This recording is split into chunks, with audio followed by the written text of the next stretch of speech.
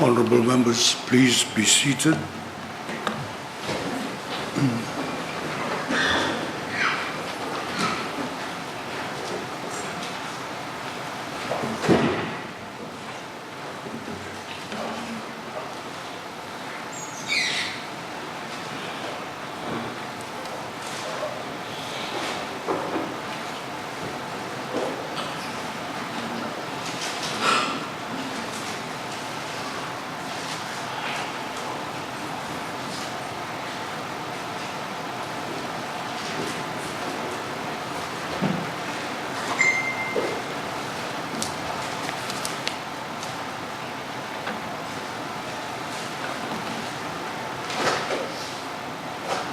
Secretary General.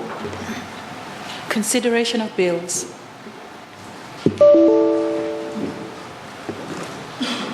Honourable members, pursuant to resolution of Parliament earlier today, 28th May 2020, the Employment Relations Amendment Bill 2020 will now be debated, voted upon and be passed.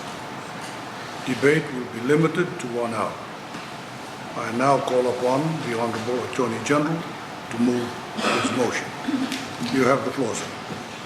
Thank you, Mr. Speaker, sir. Mr. Speaker, sir, pursuant to the resolution of Parliament earlier today, 20th of May 2020, I now move that the Employment Relations Amendment Bill 2020 be debated upon, voted upon and be passed. Thank you. Is there a seconder?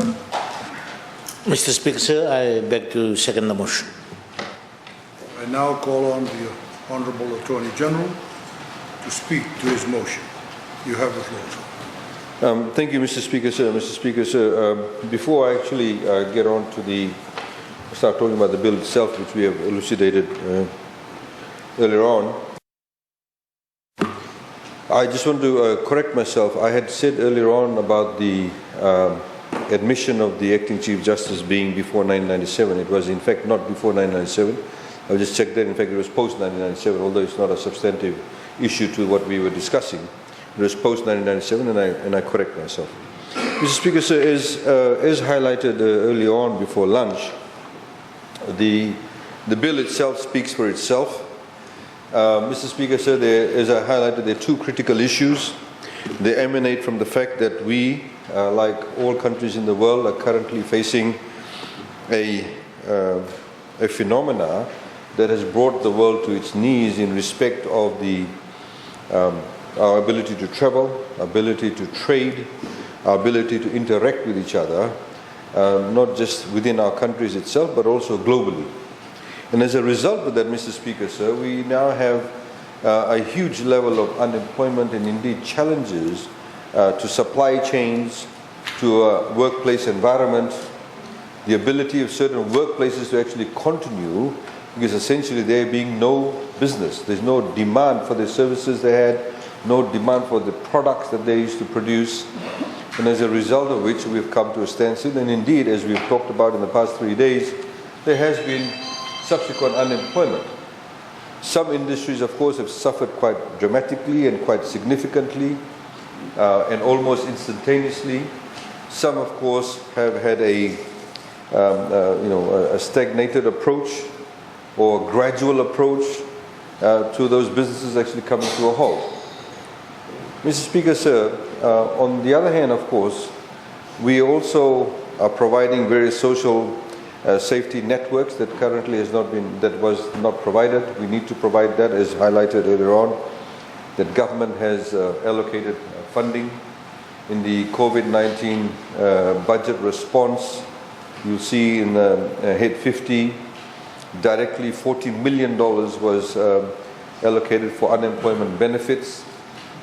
And of course, of that, in the second wave, over $30 million will be used. And in the first wave, we've used to date about $6 to $7 million. And of course, Mr. Speaker, sir, as it pans out, we will be forging out a lot more funds to provide for unemployment benefits for those people who are involved in the informal sector. We have also concurrently launched a number of other initiatives to help business houses, to help now micro enterprises, small enterprises and medium enterprises. Part of this initiative, and in particular through COVID-19 response and the subsequent policy announcements, essentially, Mr. Speaker, sir, is to preserve jobs or at least maintain some form of sustainable livelihoods for those people who were employed in the various sectors in the economy throughout Fiji. Part of the challenge, of course, Mr. Speaker, sir, as I highlighted, is that there are some businesses, whilst they continue to operate, they're operating, some of them at very minimum levels, some of them, of course, are not, or all of them are not operating at the levels at which they operated prior to COVID-19.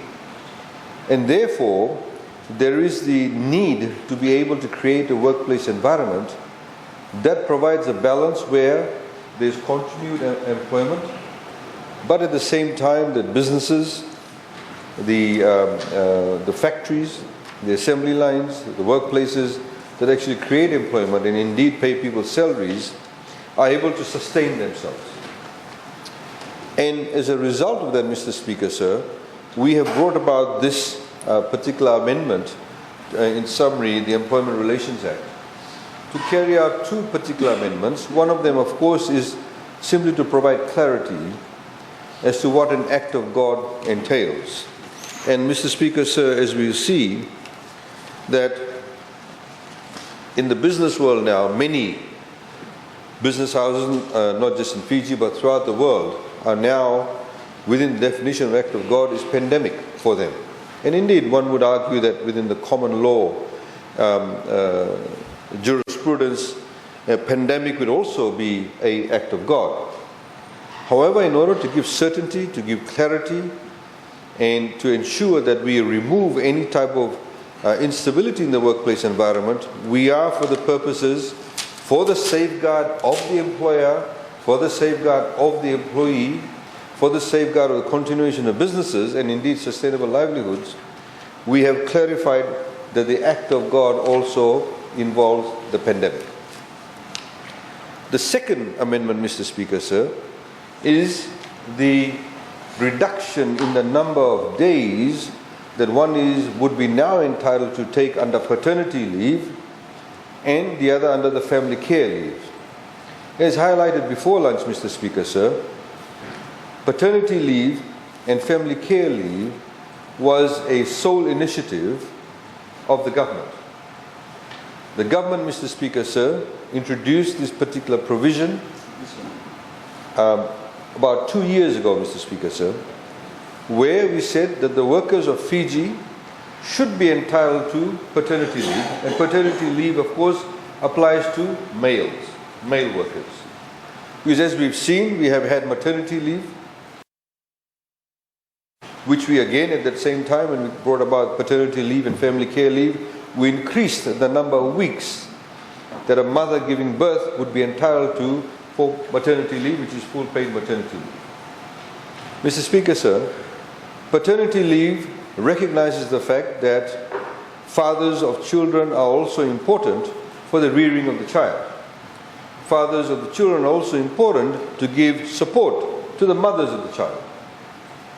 And so we introduced 5 days of paternity leave that the workers of Fiji, irrespective of which sector they worked in, would be entitled to. We also at the same time, Mr. Speaker, sir, introduced 5 days of family care leave that any worker in Fiji would be entitled to. And just to reiterate the reason for this was that, Mr. Speaker, sir, we find, in particular in a country like Fiji, where we still have very deep extended family style of living, or some may argue or call it communal living, where we still do not live in completely nuclear style family households, we normally look after not just your spouses and your children, but also your parents, your brothers and sisters and your cousins, or those who live in your home. And at times, so for example, just bringing it closer to home, if for example, I need time off work because my son or my daughter has had an accident and they require the parents to be there, I know prior to the introduction of the family care leave, a person, if they wanted to be paid for work or take paid leave, they would normally eat out of the annual leave. or some would actually try to bypass the system by getting a false medical certificate and say they were ill, but in fact the actual intended reason was to actually stay at the hospital or stay home to look after their loved one. So we recognize that. We recognize the fact that this was a very practical issue, and we therefore introduced the family care leave, which every worker in Fiji is entitled to 5 days a week. Of course, it does not mean you have to take those days off, but as and when the need arises. And we have seen that some people now do take it as a matter of course. We were very much criticized by numerous sectors within the employer organizations and employer groups and individual businesses, saying that it was too premature for Fiji and that the workers in Fiji weren't productive enough to be able to, or for them to be entitled to such leave, in particular the family care leave. And in fact, we need to increase productivity prior to them being awarded this particular mandatory family care leave provision. We disagreed, and we said that it would provide a lot more conducive environment for employees and employers to work together. The employees would feel very much part and parcel of the workplace environment. And then we did not relent, and we continued with that. In fact, we have had continuous representations from employer organizations saying to remove it. COVID-19, of course, fast-tracking to that now, has presented a new set of challenges, as highlighted earlier on. Jobs, in fact, are hard to come by. Many sectors, actually, that were dependent on demands by overseas markets no longer have those demands, and therefore it has a negative impact on the amount of time a person can be employed in their workplace. Highlighted earlier on a couple of days ago and also yesterday, the garment industry. When Australia and New Zealand is in lockdown, people don't actually go out and shop. And when you have a garment industry that predominantly supplies to the Australian and New Zealand market, the retail sector there is closed down, so there will be demand for our garments. So obviously, the factory does not need to produce it. We have one particular factory in Fiji, in Colombo, that actually makes rugby jerseys, sports jerseys. When competitive sports throughout the world, and they actually supply jerseys to the UK. When all of those sports events have stopped, there's obviously no need for jerseys.